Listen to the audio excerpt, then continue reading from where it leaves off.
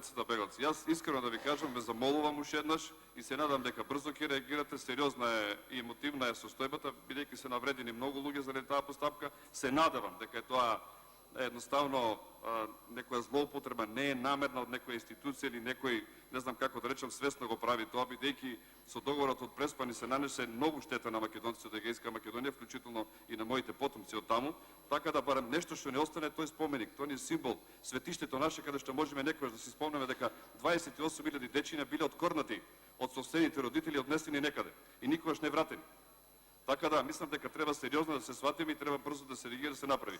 Упатувам благодарност доколку тоа ќе биде така. Доколку не, ќе сметам дека на некој начин еве да не употребам лош збор, дека некој можеби намерно го стимулира сето тоа. Во однос на останатото, би сакал да кажам дека добро зборувате. Така наизглед и мене ме воодушевува дека клиничката болница во Штип ќе биде готова, дека клиничката болница во Скопје ќе биде готова, дека патот што беше од Штип кон Кочани ќе биде готов и многу други работи. Меѓутоа не се готови, почитувам премиер. Јас затоа реагирам да ни се подобрат работите во здравството. Меѓутоа во овој момент кога зборуваме за здравството, јас би бил среќен доколку таа болница што час поскоро биде направена, затоа што ни е многу неопходна, важна на нас во регионот. И упатувам апел сето тоа да се направи. И прв ќе ја поздравам работата, иако е тој проект почнат од времето на ВМРО ДПМН. Благодарам.